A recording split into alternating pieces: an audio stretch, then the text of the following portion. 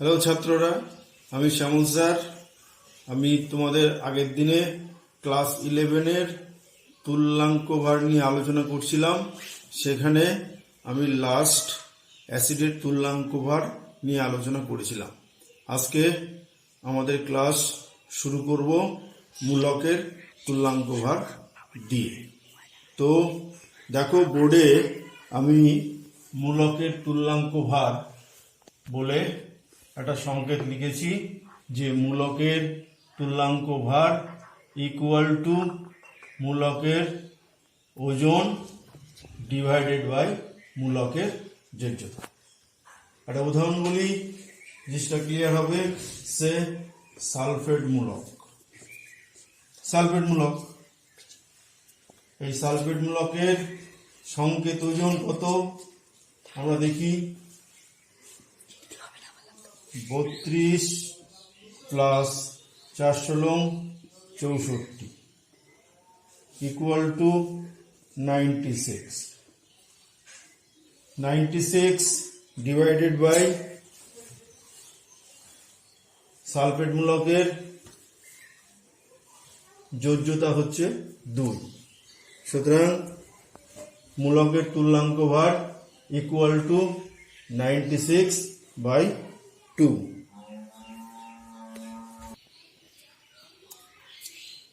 তো মূলকের সংকেত ওজন হলো, সালফেট মূলকের সংকেত ওজন হলো 96 এবং তার যোজ্যতা 2। সুতরাং সালফেট মূলকের 2 ভাগ ইকুয়াল টু 48। ঠিক একই রকম ভাবে আমরা যদি কার্বনেট মূলক করি, তাহলে কার্বনেট মূলক যার সংকেত হচ্ছে CO3 ডাবল-। সুতরাং কার্বন মূলকের 2 ভাগ equal to 12 plus 316 divided by 2, that is 60/2, that is 30। Okay, তো আমি তোমাদের বোর্ডে কয়েকটা প্রবলেম দিচ্ছি, তোমরা এই প্রবলেমগুলো বাড়িতে সলভ করবে। প্রবলেমগুলো লিখছি: ফসফেট মূলক, বাইকার্বনেট মূলক, বাইসালফেট মূলক, এইগুলো আমি তোমাদের প্রবলেম হিসাবে দিলাম। তোমরা বাড়িতে এটা সলভ করবে ভালো করে এই সূত্রের সাহায্যে। ওকে, তো আমরা এখন আলোচনা করব লবণের তুল্যাঙ্ক ভার। তো আমরা লবণের তুভা নির্ণয় করার যে সূত্র বোর্ডে লিখেছি, দেখো, লবণের তুভা ইকুয়াল টু লবণের আণবিক ওজন ডিভাইডেড বাই লবণ থেকে উৎপন্ন ক্যাটায়ন বা অ্যানায়নের সংখ্যা ইন্টু তার যোজ্যতা। ওকে, তো আমরা এক্সাম্পলের সাহায্যে লবণের তুল্যাঙ্ক ভার নির্ণয় করা দেখাচ্ছি। সে মনে করো sodium carbonate Na2CO3, sodium carbonate, এই লবণটাকে যদি আমরা আয়নিত করি, তাহলে কিভাবে আয়নিত করব? 2Na plus CO3 double-. ওকে, তো এখানে ক্যাটায়নের সংখ্যা হয়েছে 2, Na প্লাস তার যোজ্যতা 1, আর অ্যানায়ন হয়েছে 1টা, তার যোজ্যতা 2। সুতরাং সোডিয়াম কার্বনেটের তুল্যাঙ্ক ভার যদি আমরা নির্ণয় করি, তাহলে আমরা এখন লিখতে পারি সোডিয়াম কার্বনেটের আণবিক ওজন কত? সোডিয়াম 46 যোগ 12 যোগ 48 ডিভাইডেড বাই, আমরা যদি ক্যাটায়ন নিই, তাহলে ক্যাটায়ন কটা হয়েছিল? সংখ্যা 2, আর তার যোজ্যতা কত ছিল? সোডিয়াম প্লাস ক্যাটায়ন, তার যোজ্যতা 1। সুতরাং তুল্যাঙ্ক ভার হচ্ছে 108 ডিভাইডেড বাই 2, দ্যাট ইজ 54।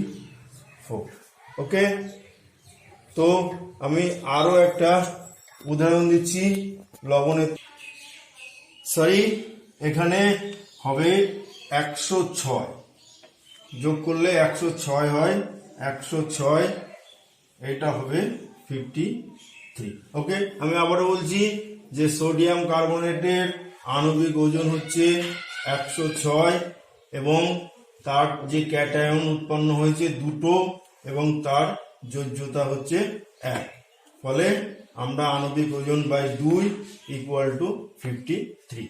এটা আমরা অ্যানায়নের সংখ্যা দিয়েও করতে পারতাম। সোডিয়াম কার্বনেট আমি আবারও লিখছি, এটাকে যদি আয়নিত করি তাহলে 2Na plus plus CO3 double minus. তো এখানে অ্যানায়নের সংখ্যা কটা? একটা, এবং তার যোজ্যতা কত? 2।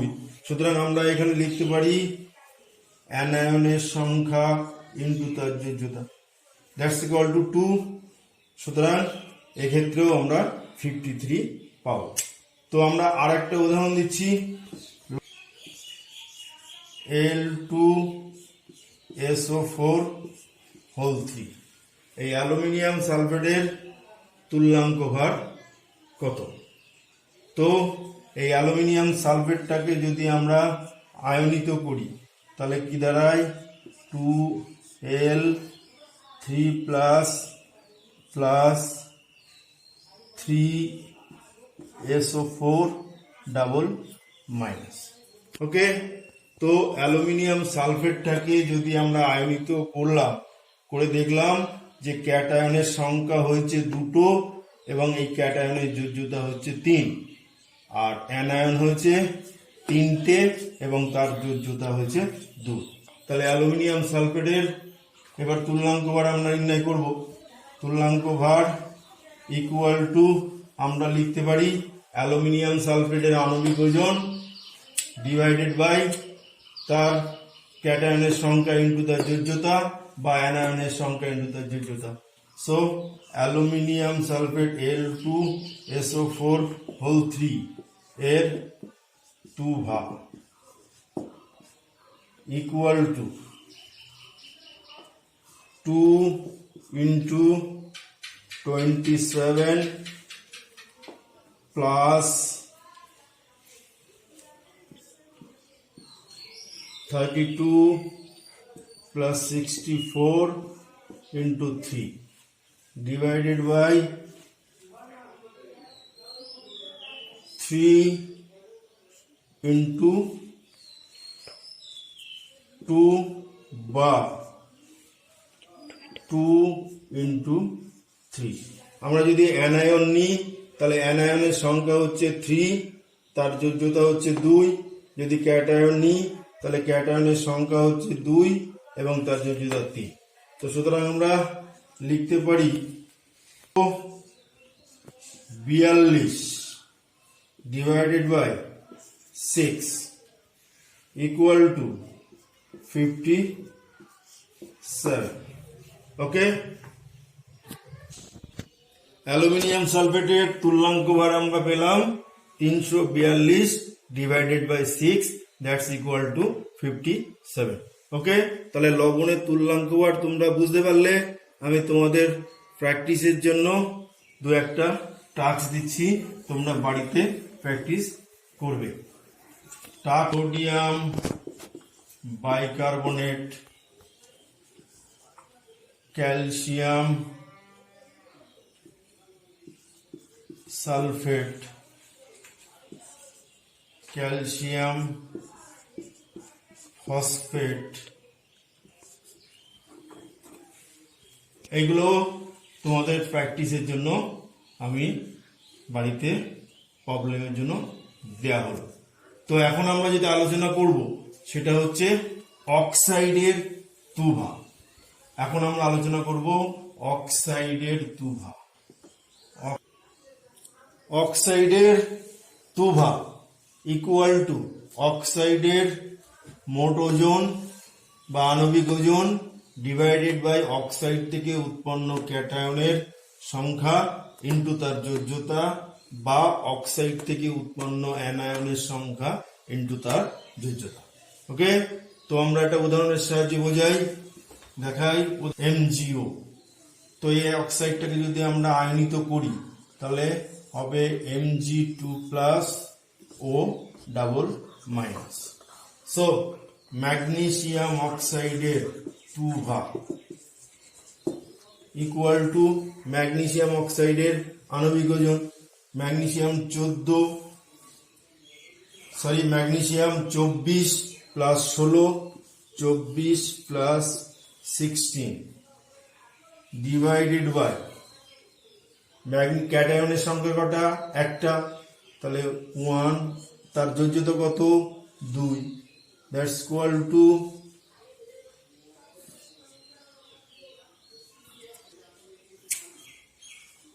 ম্যাগনেসিয়াম অক্সাইডের 2 ভাগ ইকুয়াল টু 40 ডিভাইডেড বাই ক্যাটায়নের সংখ্যা 1 ইন্টু তার যোজ্যতা 2, সুতরাং 40/2 ইজ ইকুয়াল টু 20। আমি আর একটা উদাহরণের সাহায্যে তোমাদের দেখাচ্ছি।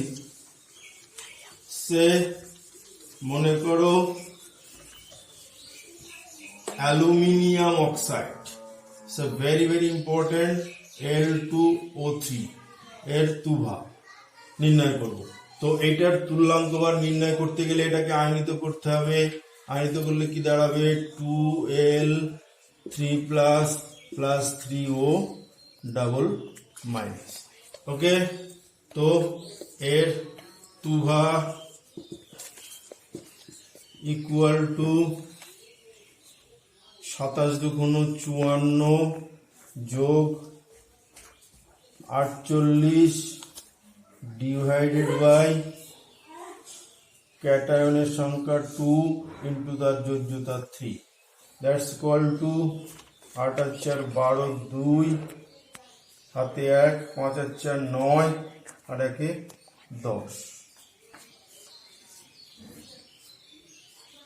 6 ইকুয়াল টু 17।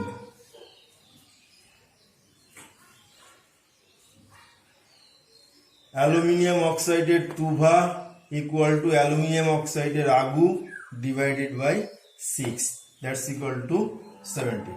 ওকে, তো আমরা অক্সাইডের তুল্যাঙ্ক মান নির্ণয় করা শেখালাম।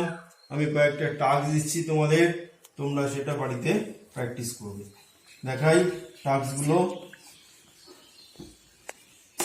Ferric oxide Fe2O3, Na2O, CaO ইত্যাদি, এগুলো তোমাদের টাস্ক দিলাম, তোমরা বাড়িতে প্র্যাকটিস করো।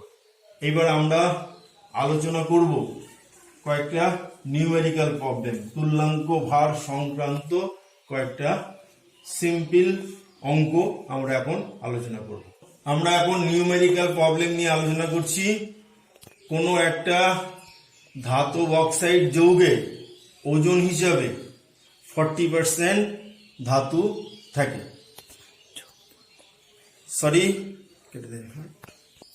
আমরা বোর্ডে দুটো অঙ্ক লিখেছি, এই অঙ্ক দুটো আমরা এখন সলভ করব। তো প্রথম অঙ্কটা দেখো, একটি ধাতব অক্সাইডে ওজন হিসাবে 60% ধাতু থাকে, ধাতুটির তুল্যাঙ্ক ভার কত? তো আমরা প্রথম অঙ্কটা সলভ করার জন্য দেখে নিই, ধাতু আছে কত? 60%। ধাতু সমান সমান 60 গ্রাম, সুতরাং অক্সিজেন কতটা আছে? Oxygen equal to 100 minus 60, that's equal two 40 গ্রাম। তো আমরা কোন স্কেলে তুল্যাঙ্ক মান নির্ণয় করব? ডেফিনিটলি অক্সিজেন স্কেলে। সুতরাং ধাতুর 2 ভাগ ইকুয়াল টু ধাতুর ওজন 60 into 8 divided by 40, that's equal two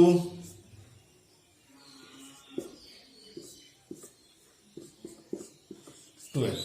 অতএব ধাতুটির তুল্যাঙ্ক ভার হলো 12। ওকে, দেখে নাও ভালো করে। আমরা এবার পরের অঙ্কটায় চলে যাচ্ছি। অঙ্কটা করছি।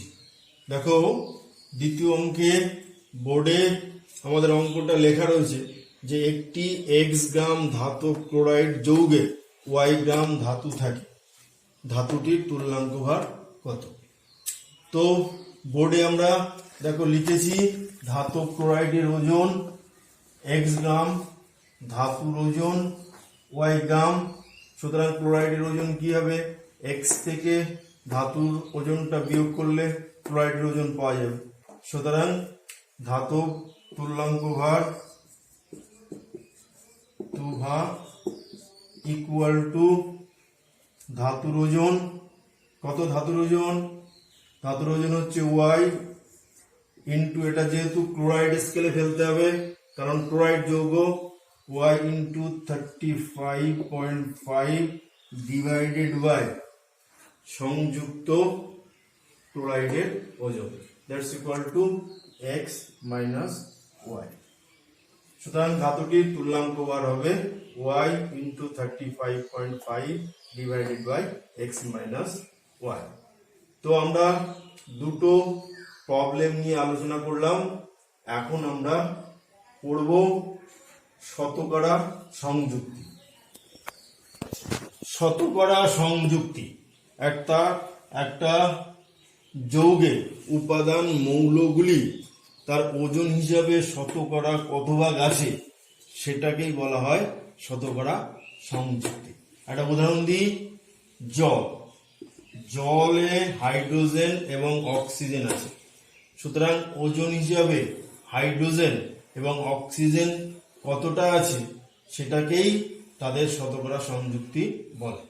কিভাবে নির্ণয় করি, দেখা যাক জলের আণবিক ওজন হচ্ছে 18, তো 18 গ্রাম জলে হাইড্রোজেন আছে কত, হাইড্রোজেন 2 গ্রাম, অক্সিজেন আছে কত 16 গ্রাম।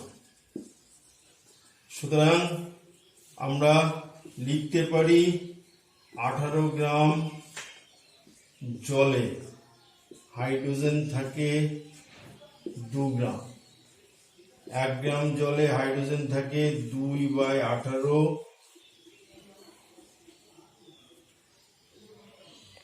এবং 100 গ্রাম জলে হাইড্রোজেন থাকবে 2 into 100 divided by 18, that is 11.1%। সুতরাং জলে হাইড্রোজেনের শতকরা সংযুক্তি হলো 11.1%। সুতরাং আমরা অক্সিজেনের শতকরা সংযুক্তি কত সেটা আমরা 100 থেকে বিয়োগ করেও করতে পারি। দেখাই তাহলে, অক্সিজেনের শতকরা সংযুক্তি হবে 100 minus 11.1, that's equal two 988, that is 88.9%। ওকে, ওটাকে আগের মতন ভাবেও নির্ণয় করতে পারি আমরা, আবার 100 থেকে বিয়োগ করেও নির্ণয় করতে পারি।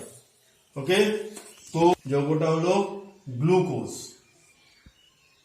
C6H12O6। এই অণুতে কার্বন, হাইড্রোজেন এবং অক্সিজেনের শতকরা সংযুক্তি কত সেটা তোমরা নির্ণয় করবে। গ্লুকোজের আণবিক ওজন হচ্ছে 180। আমি যেভাবে তোমাদের করে দিয়েছি তোমরা সেইভাবে করবা, কার্বন, হাইড্রোজেন এবং অক্সিজেনের পার্সেন্টেজ। ওকে, কার্বনের পার্সেন্টেজ, কার্বন থাকে কটা, 6টি। তো কার্বনের ওজন কত, কার্বনের ওজন এখানে 6×72 গ্রাম। তো 180 গ্রামে সি থাকে 72 গ্রাম, 1 গ্রামে থাকবে 72/180 এবং 100তে থাকবে 72 গুণ 100 ডিভাইডেড বাই 180 তোমরা ঠিক একই রকম ভাবে হাইড্রোজেনের পার্সেন্টেজ বের করবে, বের করে দুটো যোগ করে 100 থেকে বিয়োগ করলে অক্সিজেনের পার্সেন্টেজ পেয়ে যাবে। ওকে, তো আমরা এখন শতকরা সংযুক্তি নিয়ে আলোচনা করলাম। এখন আর একটা খুব গুরুত্বপূর্ণ টপিক আমরা আলোচনা করব, সেটা হচ্ছে স্থূল সংকেত এবং আণবিক সংকেত।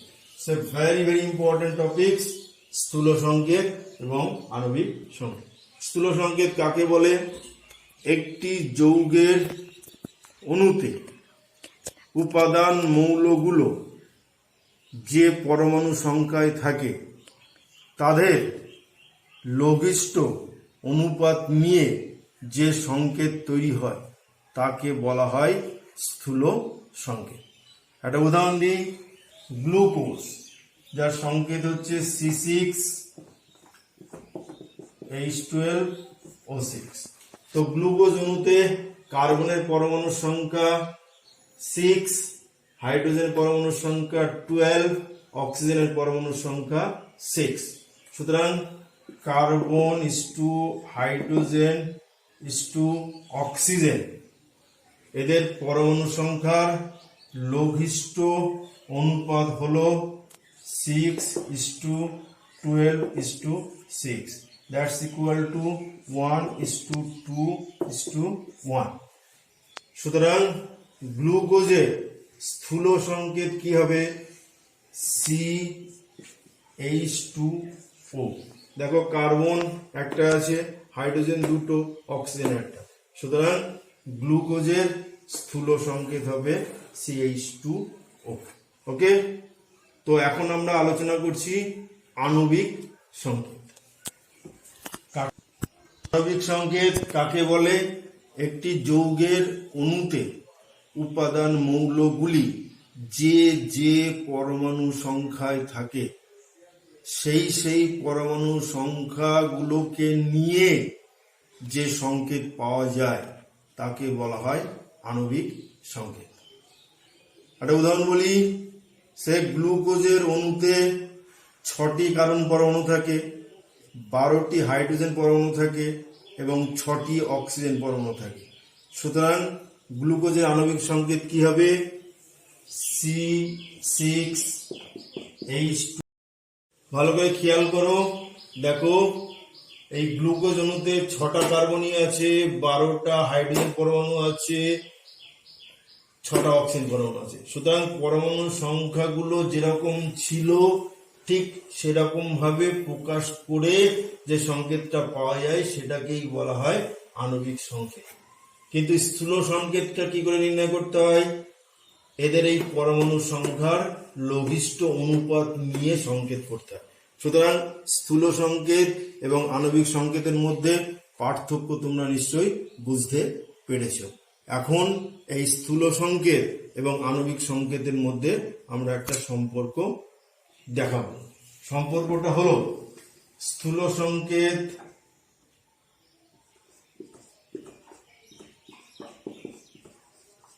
গুণ n ইকুয়াল টু আণবিক সংকেত।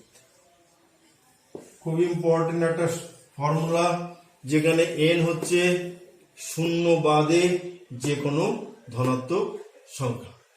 ওকে, তো স্থূল সংকেত এবং আণবিক সংকেত কাকে বলে এবং তাদের মধ্যে সম্পর্ক আমরা দেখালাম।